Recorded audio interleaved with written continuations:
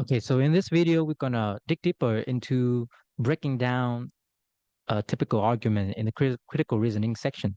So in the previous video, we talked about components of an argument, conclusion, the main idea, the main point, the opinion, the argument that the author is trying to bring across, is trying to present, is trying to argue for. And to support the conclusion, the author can use premise. Premise or could be either facts or could be either opinions or statements used to support the conclusion, provide evidence to support the conclusion. And in the opposite end of premise, we have counter premise, which could be either fact or opinion argument, opinion that the author used to um, contradict or weaken the conclusion. And finally, background information, usually the first sentence of the passage that provides context for the argument. Okay, so there are a few, I would say, signs that could help us better identify which sentence is a premise, which is a conclusion, which is counter premise, and which is the background information. So for premise, because it is the fact or the opinion argument that is used to support the main conclusion, the main argument. So the words that are usually in the premise sentence usually show a reason. So words like because, since, for are words that mean the premise is being used as an example to support the conclusion. For example, as indicated by, given that, etc. So a lot of phrases here that can be used to show this is a reason for the conclusion.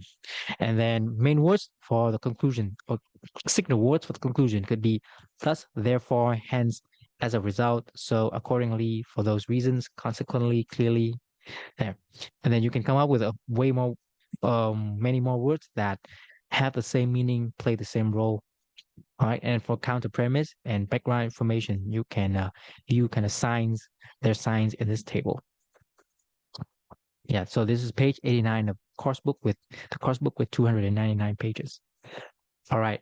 So the second thing I want you to take note is literally taking notes, how to take notes when you read a critical reasoning passage or stimulus.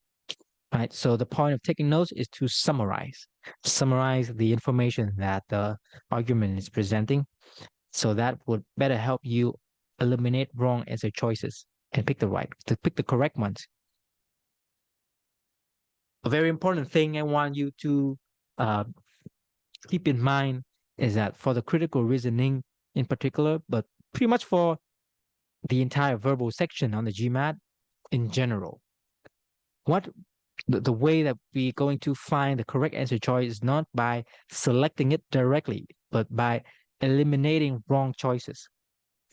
Process of elimination, because usually we don't really know what the correct answer choice would look like until we have compared the 5 answer choices with each other. And the correct answer choice is usually the best one among the 5, not the perfect one, not the ideal one, not the one that we have in our mind before we read the answer choices, but just the one that is better than everything else that are being presented. Right. So to do that efficiently, you need to take notes of the stimulus. I would say efficiently. So you can use abbreviations like this. You can use shapes, you can use arrows, you can use signs, whatever that work for you, because your note is for you only. It's for your understanding only. You don't have to share it with somebody else. So make sure that your note is accurate to the content of the stimulus, but also not too time consuming to take note. So in this particular case, the person that's taking note is using arrows and full words, but not like full sentences. More runway means more planes.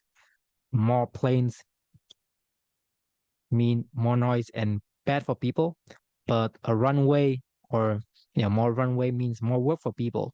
So in conclusion, more runway, expanding the runway means improving quality of life for people. Right. So yeah, very to the point, not too time consuming, and easy to understand. So that's something that you want to strive for when you take notes, and you can also kind of create like rule book, a rule set when you deal with questions about revenue, cost, profit. You can use the same abbreviations across different questions: good, effective, bad, negative, like this. These are just suggestions. You don't have to follow these strictly for the abbreviations here, but I highly recommend that you come up with abbreviations of your own for kind of common words or themes on the GMAT, like people, revenue, cost, profit, positive, negative, good, bad, lead to, cause, yeah, etc. Okay, so that's for kind of in theory breaking down the argument and how to take notes. Now let's apply that to an actual practice. Okay, all right. So the first practice set that I want you to do is called critical reasoning argument interpretation practice. So in this practice set, we're not we're not selecting correct answer choices for critical reasoning questions right away. We are only breaking down passages, and we're going to apply what we discussed earlier about fact versus argument, opinions, and we're going to apply another thing called relationship among sentences. And that the point of identifying relationship among sentences is to make it easier to identify or more accurately identify the conclusion of the argument. Okay, so here's an example. And for all the examples below, I want you to do the same thing that we are about to do. For each sentence, I want you to identify whether it is a fact or opinion. Same thing, opinion here, I mean the same thing as argument. They are the same stuff, interchangeable, right? For every sentence. And then the next thing I want you to do for sentence, the second sentence and after, is to select the relationship of that sentence with the previous one. So whether the current sentence is expanding the previous sentence, supporting the previous sentence, or contradicting the previous sentence. So expanding and support sometimes kind of similar, but the main difference here is that expanding means that the current sentence is going off, kind of elaborating more, providing more information on some topic, some theme, some context discussed in the previous sentence. But supporting usually means that the current sentence is providing facts, evidence, or other arguments, opinions that help strengthen or help show that the previous sentence is correct, that the previous sentence holds true, the content in the previous sentence holds true, right? And contradict, I think the name kind of explains itself. If you select contradict, you're saying that the current sentence is contradicting, is working against, is weakening what's said in the previous sentence. Okay, so let's apply this to this example here. In Aramville, among those young children with elevated levels of lead in their blood, few live in houses containing lead-based paint, but many live in areas where vehicular traffic is heavy.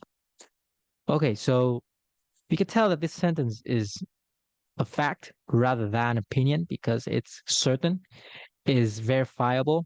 You know, we can see for a fact that whether few or many children live in houses containing lead-based paint, and then we can determine many of few children live in areas where vehicular traffic is heavy, right? So this is a fact. All right, next sentence. These children's elevated blood lead levels probably result from lead added to gas.